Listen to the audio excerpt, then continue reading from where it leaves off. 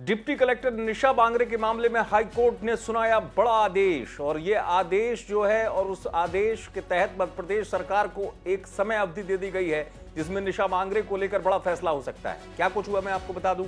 आपको पता है कि डिप्टी कलेक्टर निशा बांगरे के चुनाव लड़ने की बात साफ तौर पर आ चुकी है और यह भी कहा जा रहा है कि वो कांग्रेस के टिकट पर चुनाव लड़ेंगे, लेकिन नामांकन दाखिल करने से पहले अगर उनका ये इस्तीफा वाला मामला क्लियर नहीं होता है तो वो चुनाव नहीं लड़ पाएंगी सरकारी अफसर रहते हुए। तो इसी मामले को लेकर हाईकोर्ट पर चल रही सुनवाई के दौरान हाईकोर्ट ने आदेश दिया और मध्य प्रदेश सरकार को 23 अक्टूबर तक का वक्त दिया है कि उनके इस्तीफे से लेकर विभागीय जांच से जुड़े तमाम मामले पर फैसला दिया जाए। जो भी सरकार की एक्शन रिपोर्ट है वो कोर्ट के सामने पेश कर दी जाए।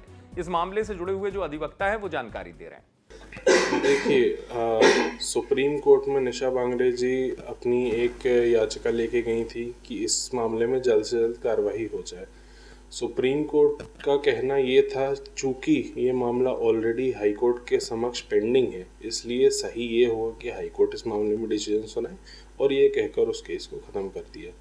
उसके बाद निशा बांगरे जी को ये लिबर्टी भी दी गई कि वो हाई कोर्ट में अपनी एप्लीकेशन लगाएं और ये पक्ष अपना हाई कोर्ट के सामने रखें। उसी के बाद निशा बांगरे जी ने कल एप्लीकेशन लगाई जिस पे आज सुनवाई नियत करी गई थी।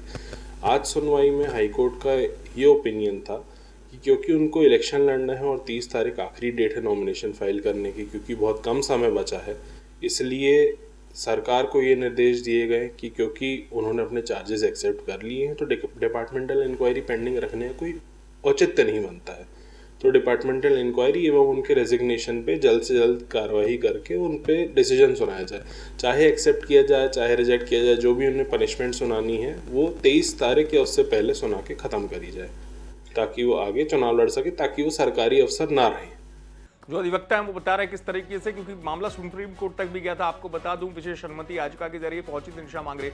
सुप्रीम कोर्ट ने हाई कोर्ट को एक्शन लेने के लिए कहा था कि ये मामला जल्द से जल्द सुनवाई की जाए इसकी, ताकि उनके जो चुनाव लड़ने का रास्ता है या जिसमें उन्होंने विशेष अनुमति मांगी है वो रास्ता साफ हो सके। यही वजह है कि अब हाई कोर्ट ने सरकार से कहा है, मध्य प्रदेश सरकार से, जो भी स्थिति है आपको विभागीय जांच से लेकर इस्तीफा स्वीकार करने से लेकर चार्ज का मामला जो है इस पर तुरंत फैसला ले सरकार। हाई कोर्ट को 23 अक्टूबर तक बता दे, क्योंकि आपको ये बता दूं कि इस पूरे मामले में 1 हफ्ते का अब समय निर्धारित किया गया है जिसमें सरकार को जवाब देना होगा और उसके बाद ही हाई कोर्ट जब अपना फैसला ले लेगा तो ये तस्वीर साफ हो पाएगी कि निशा बांगरे चुनाव लड़ेंगी या नहीं लड़ेंगी। आपको पता ही है कि करीब 3 महीने पहले निशा बांगरे ने पद से इस्तीफा दे दिया था, सरकार के खिलाफ उनका आक्रोश निकला था और उसके बाद से फिर उन्होंने खुद चुनाव लड़ने की बात कही थी। कांग्रेस ने उनके लिए आमला सीट रोक रखी, ऐसा भी कहा गया।